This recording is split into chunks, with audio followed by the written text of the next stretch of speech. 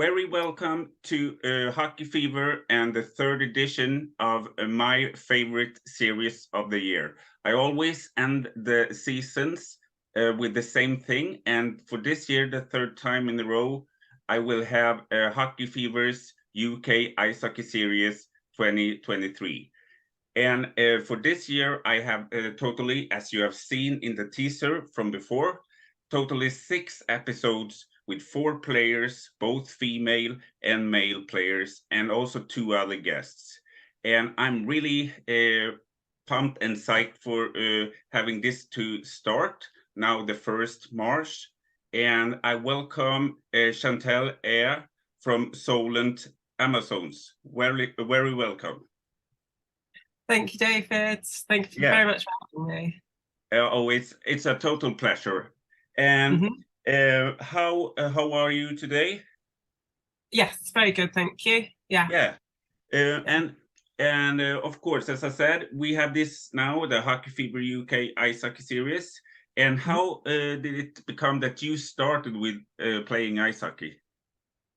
Oh, I was kind of born into it. Like my dad used to take my brother and my sister ice skating and to see the senior ice hockey team at our local ice rink. So I was there since I was a baby pretty much. And then I started skating and playing hockey just before I turned 3. So it was with all from the beginning very natural just to keep on doing what the rest of the family have done. Yeah, my dad just asked me if I wanted to do it. I didn't really give an answer, but I was thrown on the ice. And my first hockey session, I remember the first thing we had to do was do 2 quick claps, and I ended up doing the splits and crying. But I didn't give up. Still at it now. So. Yeah, and you have really done it really, really great of the things that I've seen so far together with your team.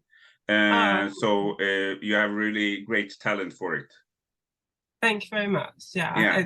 So for those of them that doesn't follow female ice hockey so much, how would you describe yourself as an ice hockey player?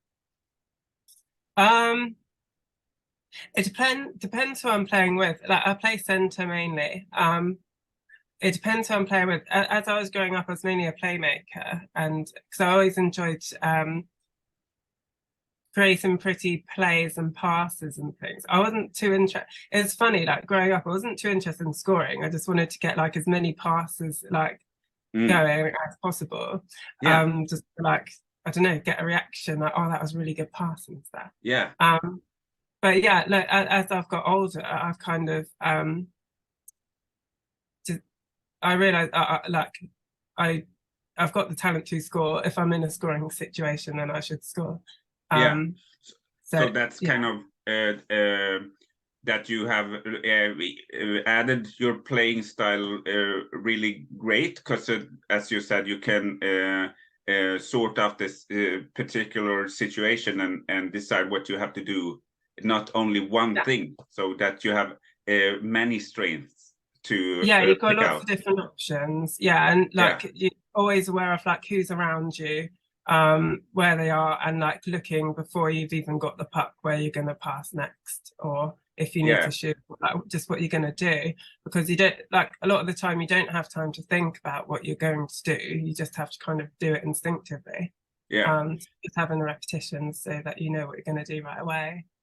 And I think it must be really hard for the other team and the players to if you play in a certain league, that you learn that okay, this player can do so much different things, so you need to prepare, be really prepared for many situations. And if you are a skilled player, maybe you have trained on for a certain type of style, and that can also be great for the other team to know that when we meet them, we do like that. But if you have many skills, that gets harder for the team that you meet.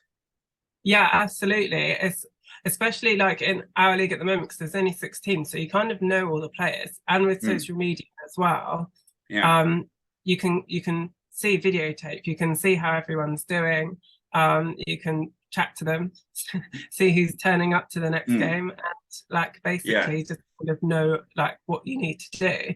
But then the trick is to kind of catch them out by if you know players are going to be marking you, draw them to you so the rest of the players have got a free ice or whatever. But yeah, it's knowing who you're playing and their skill level and what, like preempting what they're going to be thinking coming to you. Yeah, great. Have you had through your time been playing ice hockey, had you have any particular role model that you have looked up to be aiming for being a better ice hockey player? Have you had any specific kind of person like that? So when I was younger, our senior team seemed like superstars to me. So just being able to, they used to do a lot of ice hockey schools and things like that during the summer. So being able to like play with people like Dan Sweeney and have them like tell you like, you don't need to like skate a million quick steps if you do long strides, it's just as good. And just like the little bits of wisdom that you pick up from all sorts of people over the years, and then you kind of pick up your own style, I think. I know it sounds silly, but a lot of experimentation, because I'm quite a big wrestling fan, and I love the way they kind of move, and it's strange how like you can kind of emulate their movements into like a quick pivot or hockey stop, and just do it slightly differently to catch people out, and just kind of like, I don't know, take different movements from different sports and kind of implement it into hockey. Yeah, but I think absolutely you can really learn a lot of completely other situations, and as you said, put it in your specific sport. So that can be really great for others maybe to try to do as well, to get your mind more open. Yeah, exactly. Yeah, because like you're not gonna, like I said before, it's all kind of instinctual. So you could be like completely tied up, everything that and as well, like people expect you to be a hockey player. Everyone knows like the basics of what a hockey player is going to do something slightly different that might catch people out. Then that's kind of where you get your advantage. By being unique. But how would you describe your team that you play for, the Air-Solent Amazon, as whole, the team? How would you describe it? They're amazing. Honestly, like it's I've always loved hockey, but I haven't liked it as much as I do right now in a long time. Just because of the team, that it feels like you're playing for the Mighty Ducks. Like they're all such an amazing team. Everyone works together. There's no like drama or anything like that. It's just everyone's on the same team. Everyone's working together. They're amazing women, like police officers, NHS workers, all like teachers, mothers. They're amazing women in their personal and still life. Kind of like when they have this specific time as you have together, you really come together as a real great team. And how, if I understand you right, that you really feel that when you come into the building to meet or train or play a game or whatever.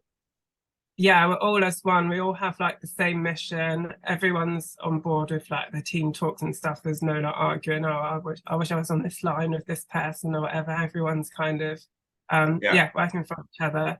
The coaches are everybody amazing. is like aiming for to go forward as a group and a team. Yeah, exactly.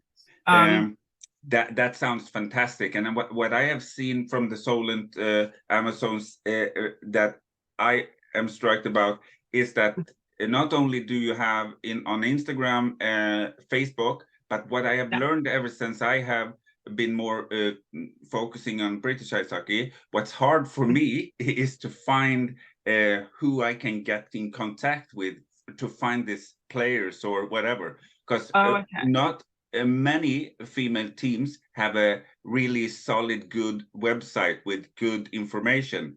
Because very often it is information that have passed for a very long time ago, or a number that are not correct. Or if you compare that to the male side, then you have all these specific numbers, contacts you can find out. So that, I think, is also showing the feeling that you described about your feeling that you have this passion for doing it really great.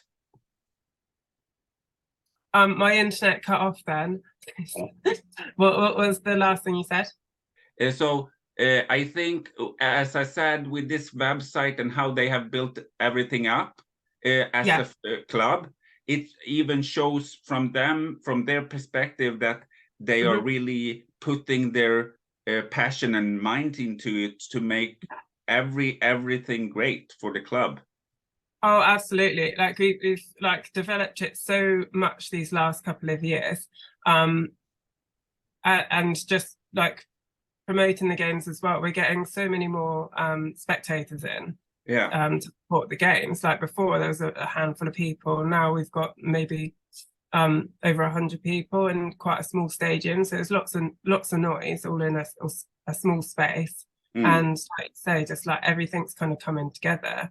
We've got an amazing manager now called Julie, who like, it was such a headache before trying to get games together, like doing all the paperwork and everything. We don't even notice it now. It's just like, we've got a game, it happens, and like there's no headaches. She's just that's fantastic, you know, and that's what needs to be done, not only specifically in UK, but also in other countries, to make the sport great, of course, for the ones that do it, but as well creating this interest for the sport.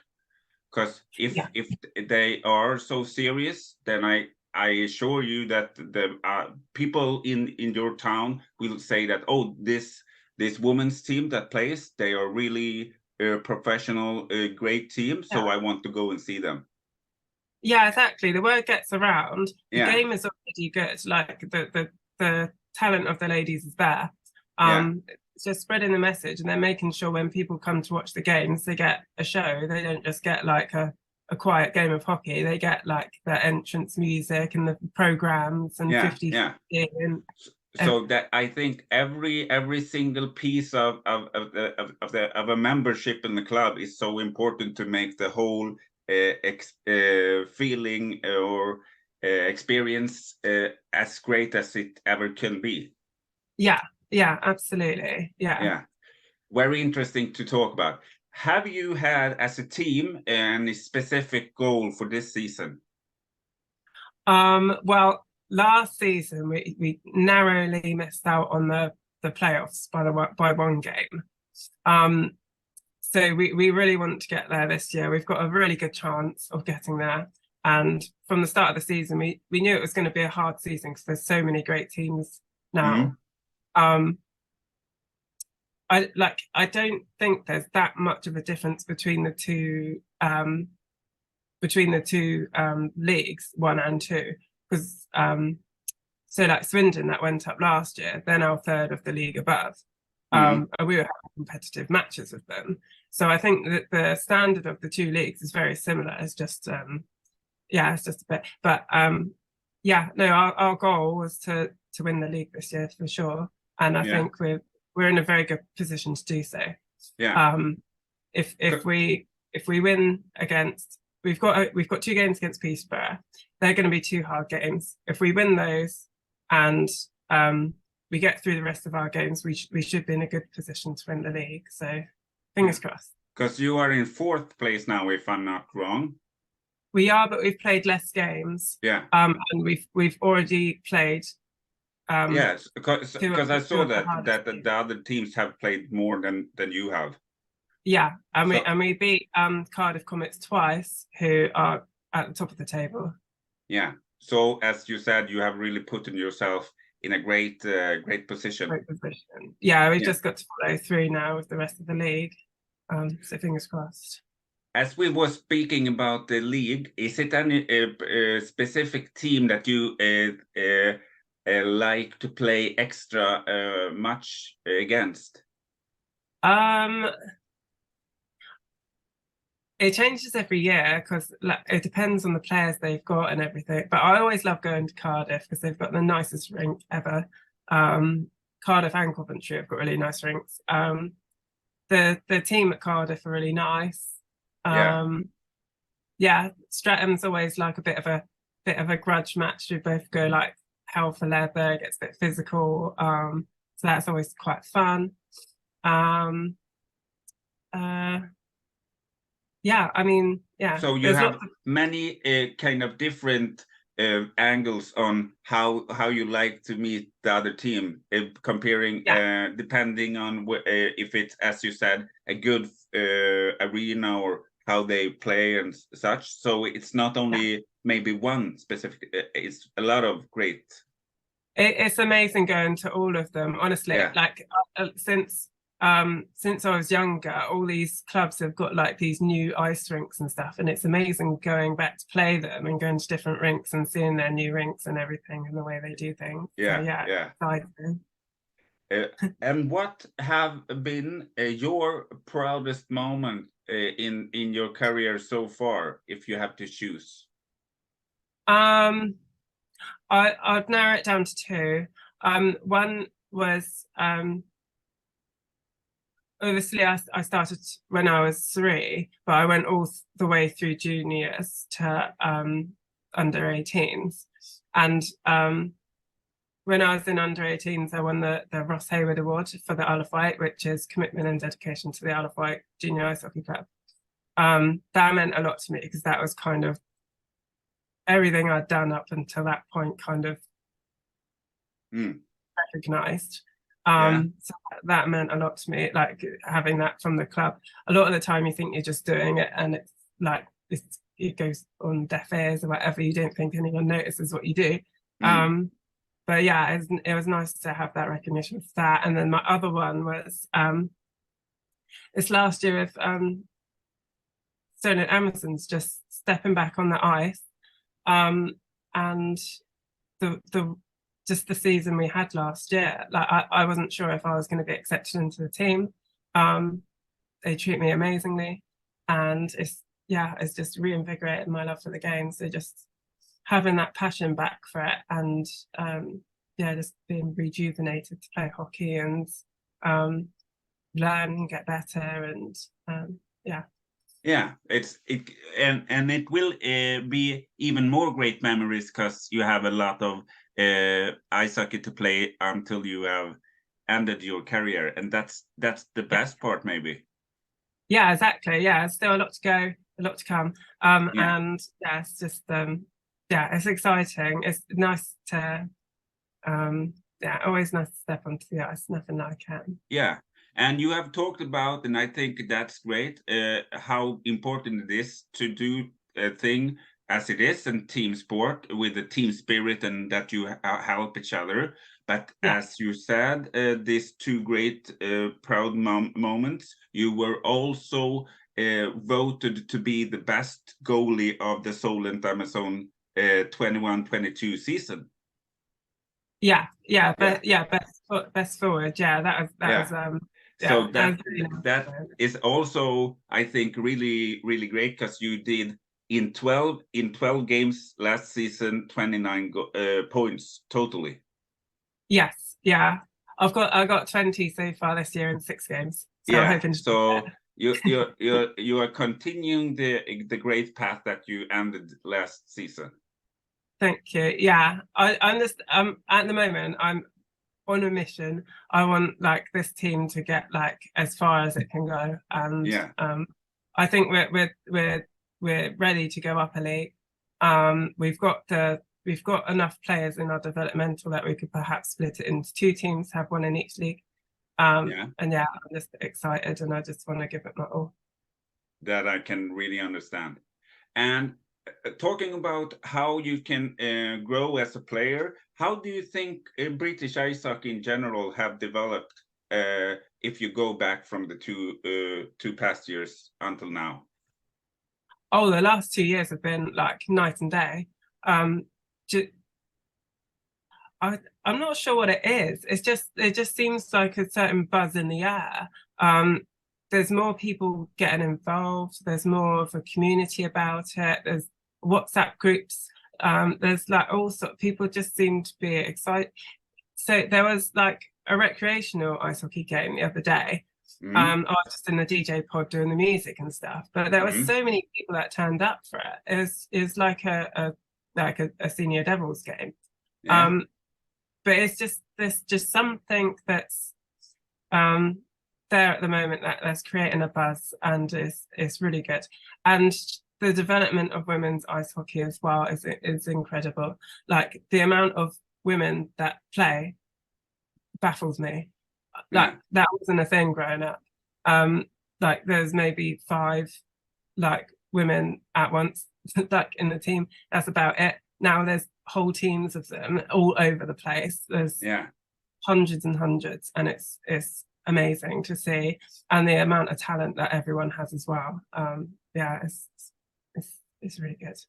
Yeah, that I can really understand. And if you had the power personally to focus on anything that you would like to get faster forward in British ice hockey, what would it be? If you have to put, if you think of anything that you think that the British Ice Hockey Association, if I so say, should focus even more to continue this great development that they are going into. I think there's a lot of potential for development in production.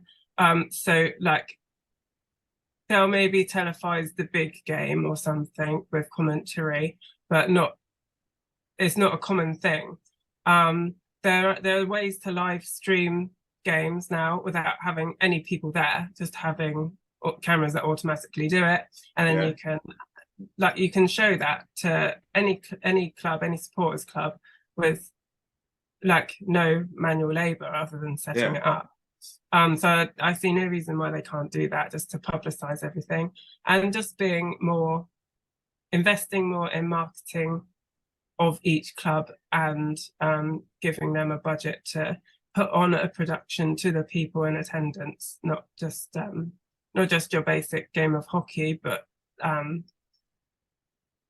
like you compare I can really understand where you're going, because that is really a great thing to focus on. I think also for the great hockey fans that really wants to come, but of any reason maybe can't. So that should be even greater as well for them to share on and show their passion for the specific club. And I think it's so many fans that really like and support their local team as well for the biggest team. But you need to have this interest on all kind of levels. I totally agree.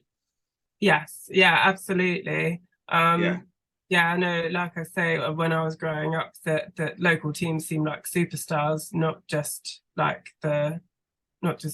whatever. That's where the role models are created, and that's and the person that you look up to. So that's absolutely important in any kind of country. Absolutely. Chantelle Air, I really thank you so very much for being a part in my premiere episode of Hockeyfeber's UK Icehockey Series 2023, and we have finally kicked it off, and we have 5 more to come. It has been an absolutely blast to have you, and I wish you and your teammates and your club all the very best for whatever will come for you, and hopefully you go all the way and continue being the great ice hockey player and person that you are. And I will say very much luck for you and your team. Thank you very much, and good luck with these podcasts. I hope they go amazingly, and I hope they get the attention that they deserve, because you're amazing. Thank you very much.